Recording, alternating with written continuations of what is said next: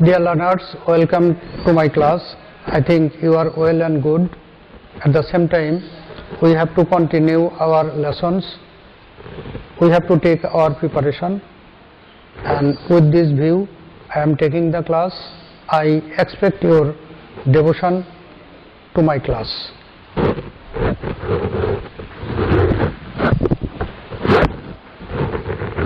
প্রিয় শিক্ষার্থীরা, আজকে আমি তোমাদের সামনে সেকেন্ড ইয়ারের দ্বিতীয় বর্ষের একটা টপিক নিয়ে উপস্থিত হয়েছি। আর সেই টপিকটার নাম মডিফায়ার। আমরা মডিফায়ার সম্পর্কে জানি, তারপরেও আজকে আমরা বিস্তারিতভাবে জানব। আশা করি এই মডিফায়ার লেসনটা পড়লে তোমরা খুব সহজেই বুঝতে পারবে এবং সেই অনুযায়ী একটু প্র্যাকটিস করলে তোমাদের যে অস্পষ্ট ধারণা, সেই ধারণাগুলো ক্লিয়ার হবে।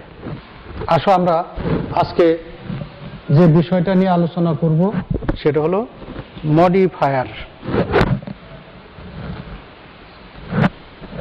প্রিয় শিক্ষার্থীরা, আমি স্ক্রিনে দেখিয়েছি মডিফায়ার্স।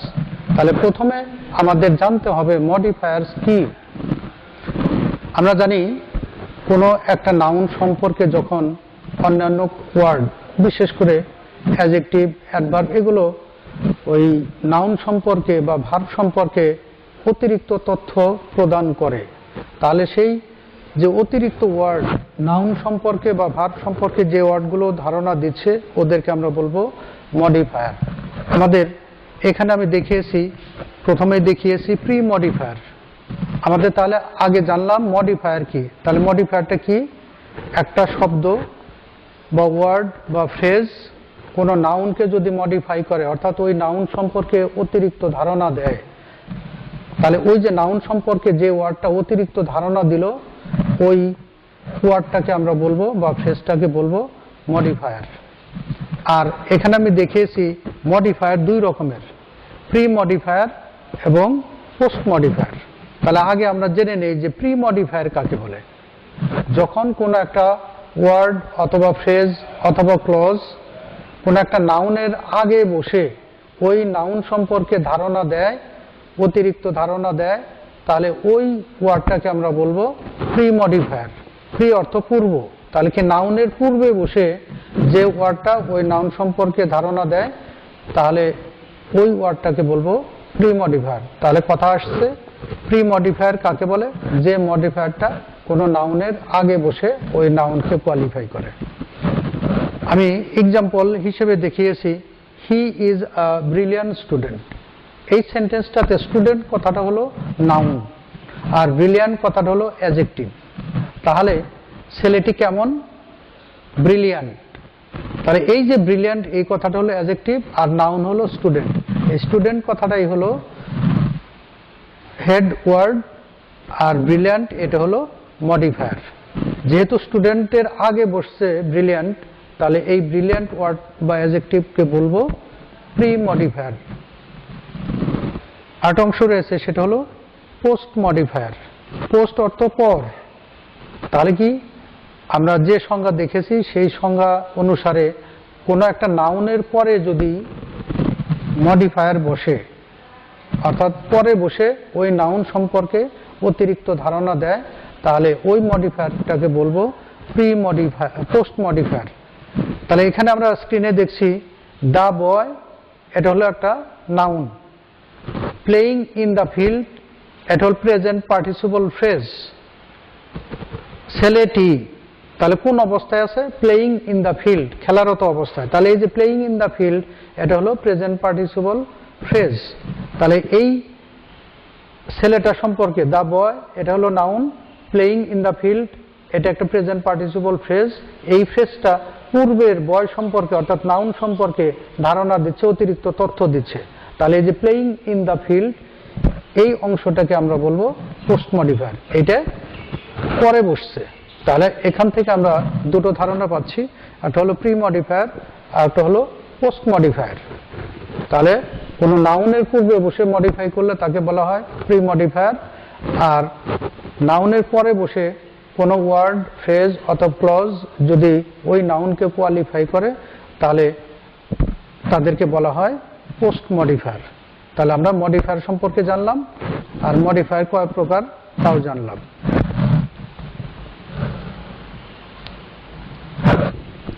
তবে আজকে আমি যে বিষয়টা নিয়ে আলোচনা করব সেটা হলো প্রি মডিফায়ার। মডিফায়ার অংশটা বেশ বিস্তারিত, এই জন্য তোমাদের বোঝার সুবিধার্থে আজকে আমি উপস্থাপন করেছি প্রি মডিফায়ার। তাহলে এই প্রি মডিফায়ার নিয়ে আজকে আমরা বিস্তারিত কথা বলবো। প্রিয় শিক্ষার্থী, এই যে প্রি মডিফায়ার আমি স্ক্রিনে দেখিয়েছি, এই প্রি মডিফায়ার গুলো নিয়ে এখন আমরা কথা বলবো।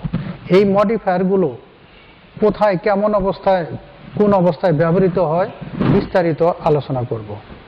প্রিয় শিক্ষার্থী দেখো, আমি প্রথমে দেখেছি অ্যাডজেক্টিভ, অর্থাৎ কোন একটা নাউনের আগে অ্যাডজেক্টিভ বসে অতিরিক্ত ধারণা দিবে, তাহলে সেই অ্যাডজেক্টিভকে আমরা প্রি মডিফায়ার হিসেবে আখ্যায়িত করতে পারবো। আমি দেখো প্রথম সেন্টেন্সে দেখিয়েছি our country needs honest workers. আমাদের দেশে সৎ যে কর্মী, সেই কর্মীর প্রয়োজন। তাহলে এখানে দেখো অনেস্ট কথাটা ওয়ার্কার্সের আগে বসছে, তাহলে ওয়ার্কার্স কথাটা হলো নাউন, আর অনেস্ট এটা একটা অ্যাডজেক্টিভ, সেটা নাউনের আগে বসছে। তাহলে এই যে অনেস্ট, এই অনেস্টকে আমরা বলতে পারি প্রি মডিফায়ার। তাহলে এখান থেকে যে কথাটা জানছি, একটা নাউনের আগে অ্যাডজেক্টিভ বসতে পারে, আর ওই অ্যাডজেক্টিভকে বলবো প্রি মডিফায়ার। এখানে আমি দেখিয়েছি দেখো পার্টিসিপল। পার্টিসিপলের 3টা উদাহরণ দিয়েছি আমি, তবে এই পার্টিসিপল সম্পর্কে আমাদের একটু ধারণা রাখা দরকার। তাহলে প্রথমেই জানতে হবে পার্টিসিপল কাকে বলে। ভার্বের যে ফর্মগুলো অ্যাডজেক্টিভ হিসেবে ব্যবহৃত হয় সেই ফর্মগুলোকে বলবো পার্টিসিপল। আর পার্টিসিপল 3 প্রকার: present participle, past participle, perfect participle. তাহলে এখান থেকে আমাদের যে বিষয়টা জানতে হচ্ছে সেটা হলো পার্টিসিপল কি, কয় প্রকার এবং তাদের ব্যবহারগুলো কি। আমরা তাহলে কি জানলাম, পার্টিসিপল কাকে বলে? যখন ভার্বের বিভিন্ন ফর্ম অ্যাডজেক্টিভের মতো কাজ করে, অ্যাডজেক্টিভ হিসেবে কাজ করে, তখন ওদেরকে বলবো পার্টিসিপল। আর পার্টিসিপল কয় প্রকার? 3 প্রকার: present participle, past participle, perfect participle. আসলে আমরা এই উদাহরণ থেকে আইডিয়াগুলো আরো স্পষ্ট করি। Don't get down from a running train. একটা ট্রেন চলছে, ওই চলমান ট্রেন থেকে নামা ঠিক না। Don't get down from a running train. তাহলে ওই সেন্টেন্সটাতে দেখো আমি দেখিয়েছি রানিং, তার নিচে আন্ডারলাইন করা আছে, আর ট্রেন, ট্রেন কথাটা হলো নাউন, আর তার আগে বসছে রানিং। তাহলে রান একটা ভার্ব, তার সাথে আইএনজি যুক্ত করাতে রানিং, চলমান। তাহলে এটা কি, কেমন অবস্থার ট্রেন? রানিং অবস্থার। তাহলে এখানে ওই ট্রেনের অবস্থা সম্পর্কে ধারণা দেয়। তাহলে রানিংটা হবে প্রেজেন্ট পার্টিসিপল, অর্থাৎ ভার্বের আইএনজি ফর্ম নাউনের আগে বসছে এবং সেটা অ্যাডজেক্টিভ হিসেবে কাজ করছে। এই জন্য ওই রানিংটাকে আমরা বলছি প্রেজেন্ট পার্টিসিপল। তাহলে কি হতে পারে এই পার্টিসিপল? সেটা কি হতে পারে? Present participle. 2 নম্বর এক্সাম্পলে দেখো আমি দেখিয়েছি we should not drink polluted water. এই সেন্টেন্সটাতে দেখো পলিউটেড ওয়াটার, তাহলে ওয়াটার কথাটা এখানে নাউন, আর পলিউটেড কথাটা কি? দূষিত। তাহলে পলিউটেড এই কথাটা আমরা জানি পলিউট ভার্ব, পলিউটেড ওটা ভার্বের পাস্ট পার্টিসিপল ফর্ম বা পাস্ট ফর্ম, তবে এটা অ্যাডজেক্টিভ হিসেবে এখানে কাজ করছে। উই শুড নট ড্রিঙ্ক, আমাদের উচিত না পান করা পলিউটেড ওয়াটার। তাহলে কেমন পানি? পলিউটেড, দূষিত পানি। তাহলে এখানে পলিউটেড কথাটা কিন্তু ভার্ব হিসেবে বসেনি, বসছে হলো অ্যাডজেক্টিভ, পানির কোয়ালিটি সম্পর্কে ধারণা দিচ্ছে। তাহলে এই যে পলিউটেড কথাটা এইখানে আমরা ভার্বের পাস্ট ফর্ম, ওটা কি পার্টিসিপল হিসেবে আমরা বলি পাস্ট পার্টিসিপল। তাহলে সেই ক্ষেত্রে আমরা বলছি ওটাকে, তাহলে কি পাস্ট পার্টিসিপল অ্যাডজেক্টিভ হিসেবে ব্যবহৃত হয়েছে। Number 3, we went to college having done homework. এই সেন্টেন্সটাতে দেখো হ্যাভিং ডান হোমওয়ার্ক, সে কলেজে গেল বাড়ির কাজ সম্পন্ন করে। তাহলে এখানে দেখো হ্যাভিং ডান এই কথাটা ভার্বের অক্সিলারি ভার্বের আগে সাথে দেখো হ্যাভিং, আর পরে মূল ভার্বের পাস্ট পার্টিসিপল, তাহলে এটা হলো পারফেক্ট পার্টিসিপল। হোমওয়ার্ক এটা হলো নাউন, তাহলে হোমওয়ার্ক এটা হলো নাউন, তার আগে বসছে হলো ভার্বের পারফেক্ট পার্টিসিপল। হ্যাভিং ডান, তাহলে পারফেক্ট পার্টিসিপল কাকে বলে? যখন আমরা পারফেক্ট টেন্সকে ফ্রেজ আকারে প্রকাশ করতে চাই তখন অক্সিলারি ভার্বের সাথে আইএনজি যুক্ত হয় এবং মূল ভার্বের পাস্ট পার্টিসিপল ফর্ম হয়। আমরা জানি হ্যাভ, হ্যাজ, হ্যাড এগুলোর পরে যদি মূল ভার্বের পাস্ট পার্টিসিপল ফর্ম বসানো হয় তখন আমরা বলি perfect tense.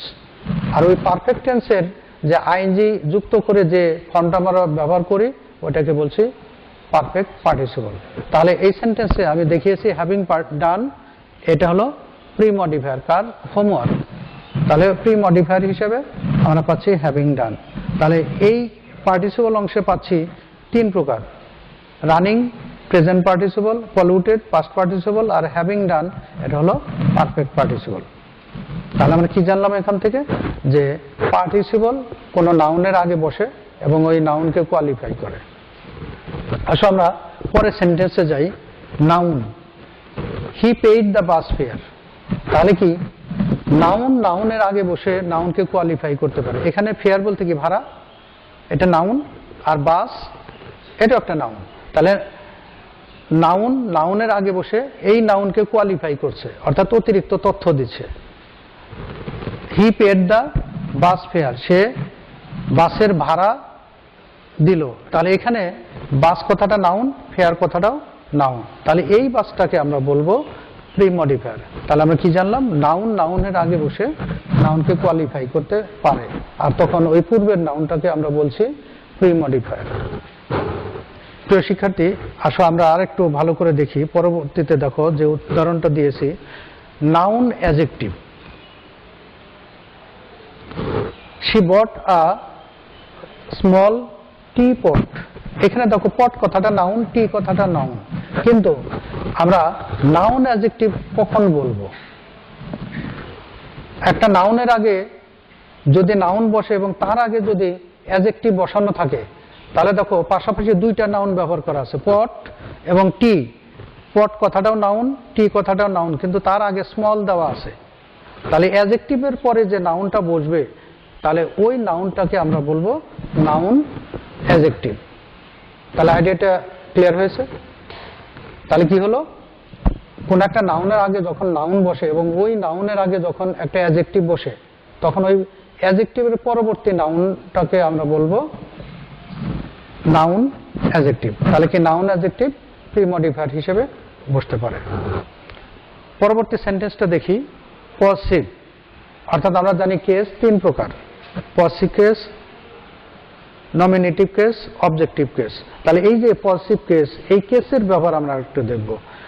We love our country. তাহলে এই সেন্টেন্সটাতে কান্ট্রিটা হলো নাউন, আওয়ার কথাটা হলো পজিটিভ কেস। হিজ, হার, দেয়ার, আওয়ার এই কথাগুলো হলো পজিটিভ কেস। তাহলে এই যে আওয়ার কথাটা এই নাউনের আগে বসে ওই নাউনকে কোয়ালিফাই করছে, তাহলে এই আওয়ার কথাটা পজিটিভ কেস, আর এটাকে আমরা কি বলতে পারি? Pre modifier. তাহলে আমি যে উদাহরণগুলো দিচ্ছি এটা হলো প্রি মডিফায়ারের উদাহরণ। আসলে দেখি determiner. The girl looks pretty, মেয়েটাকে দেখতে সুন্দর মনে হয়। এখানে গার্ল কথাটা নাউন আর দি কথাটা আর্টিকেল। তাহলে আমাদের জানতে হবে ডিটারমিনার কাকে বলে। যে ওয়ার্ড কোন একটা নাউনের পূর্বে বসে ওই নাউনকে ডিটারমিন করে, অর্থাৎ নির্দিষ্ট করে বোঝায়, তাহলে সেই ক্ষেত্রে এই আর্টিকেল হোক বা অন্যান্য যে পার্টস অফ স্পিচগুলো আমরা ব্যবহার করব তাদেরকে বলবো ডিটারমিনার।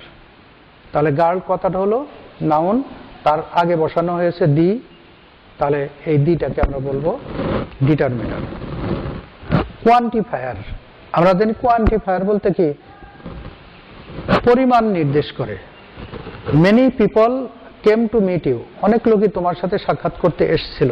তাহলে এখানে এই সেন্টেন্সটাতে পিপল কথাটা হলো নাউন আর মেনি কথাটা হলো সংখ্যাবাচক, অর্থাৎ সংখ্যাকে নির্দেশ করে, পরিমাণ নির্দেশ করে। তাহলে এই ক্ষেত্রে এই মেনিটাকে বলবো কোয়ান্টিফায়ার।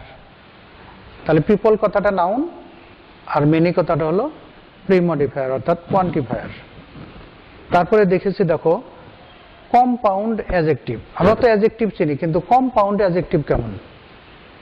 এই সেন্টেন্সে দেখিয়েছি, দেখো he is a hard working man. এখানে হার্ড কথাটাও অ্যাডজেক্টিভ, ওয়ার্কিং কথাটাও অ্যাডজেক্টিভ, তাহলে ডাবল অ্যাডজেক্টিভ পাশাপাশি বসে একটা অ্যাডজেক্টিভ গঠন করেছে, আর ওই অ্যাডজেক্টিভটার নাম হলো কম্পাউন্ড অ্যাডজেক্টিভ।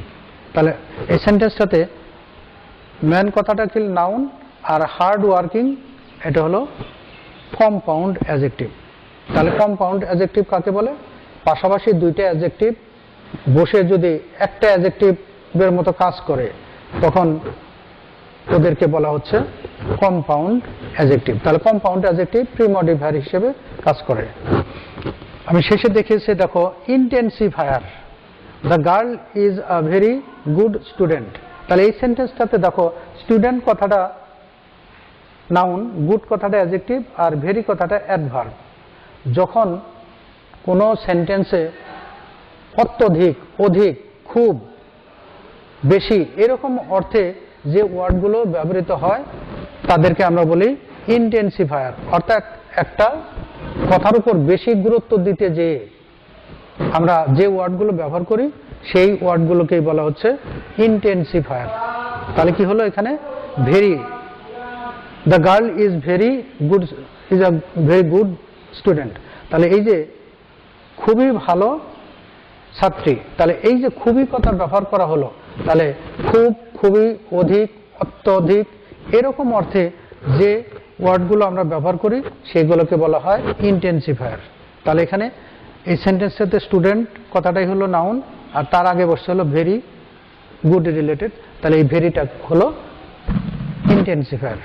প্রিয় শিক্ষার্থী, আশা করি আজকে আমি যে ধারণাগুলো আলোচনা করলাম, যে বিষয়গুলো নিয়ে আলোচনা করলাম, আশা করি তোমরা স্পষ্ট বুঝতে পেরেছো। আর বাসাতে তোমরা এগুলো আবার বারবার প্র্যাকটিস করবে এবং বই যেগুলো আছে তোমাদের কাছে সেগুলোর সাথে মিলিয়ে নিবে। আর যদি কোনো প্রশ্ন থাকে সেটা আমরা সমাধান দেওয়ার চেষ্টা করব।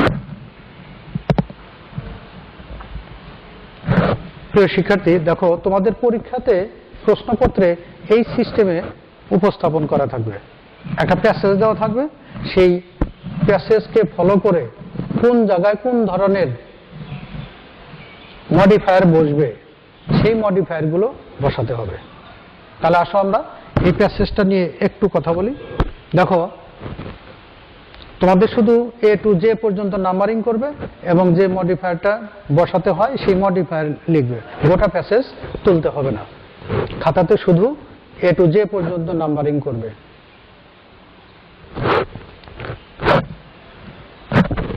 I met a saint, post modify the verb।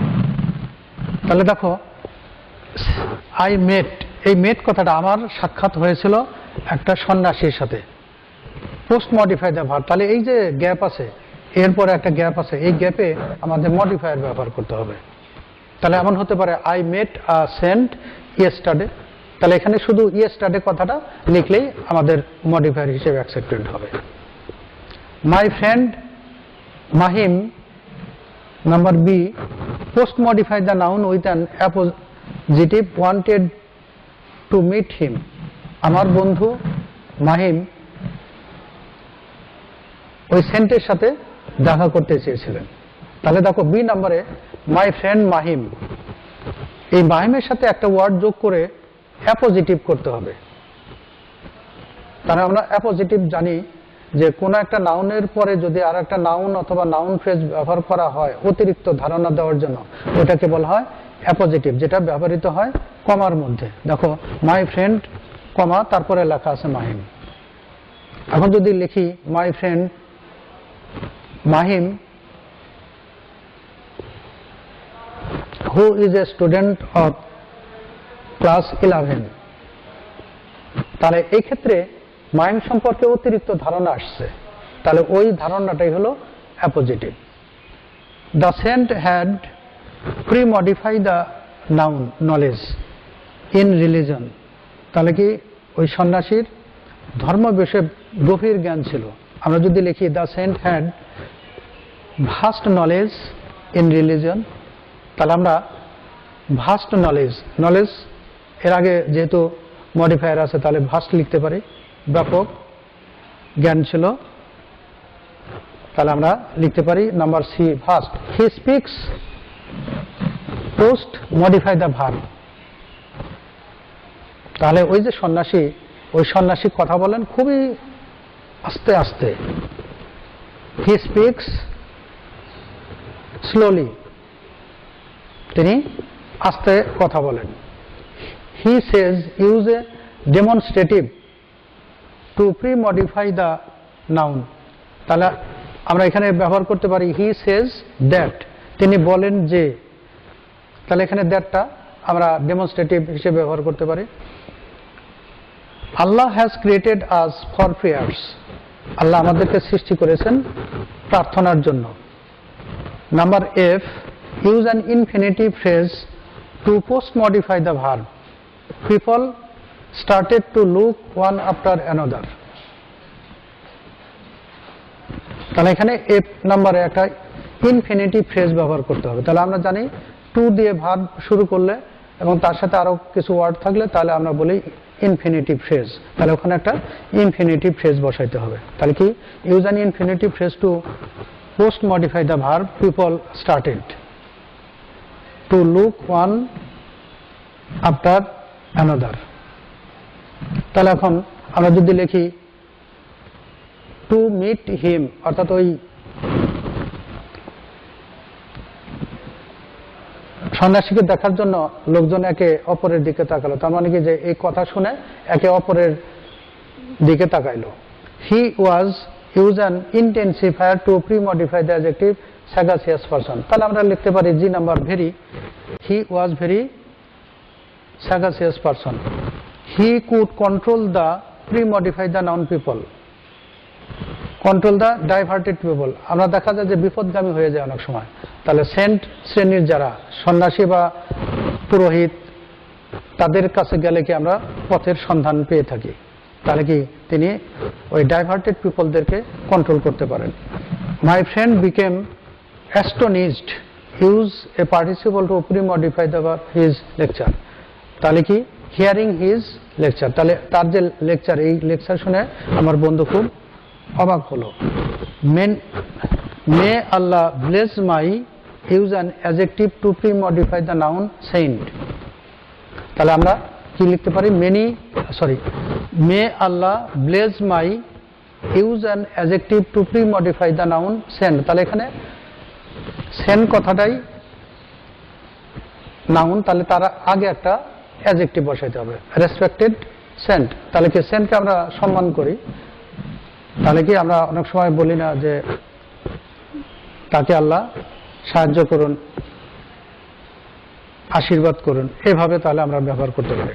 তাহলে এহেন পদ্ধতিতে আমরা এই মডিফায়ারগুলো প্র্যাকটিস করব।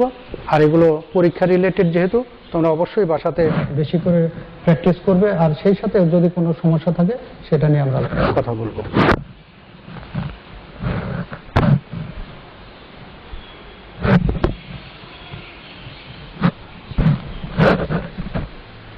প্রিয় শিক্ষার্থীগণ, আশা করি আমি আজকে প্রি মডিফায়ার নিয়ে যে আলোচনাটা করলাম তোমরা বুঝতে পেরেছো, এবং বাড়িতে বেশি প্র্যাকটিসের বিকল্প কিছু নাই। আর এখন অবসর সময় আছে, এই করোনা পরিস্থিতিতে তোমরা বাসাতেই আবদ্ধ। আশা করি তোমরা এই পড়াগুলো, এই লেসনগুলো বাড়িতে বেশি বেশি প্র্যাকটিস করবে এবং অনুশীলনের মাধ্যমেই তোমার যে জ্ঞান এটা বৃদ্ধি পাবে, সেই সাথে পরীক্ষাতেও ভালো করবে। আর এই আশাটুকু ব্যক্ত করে আজকের মতো শেষ করলাম। আল্লাহ হাফেজ।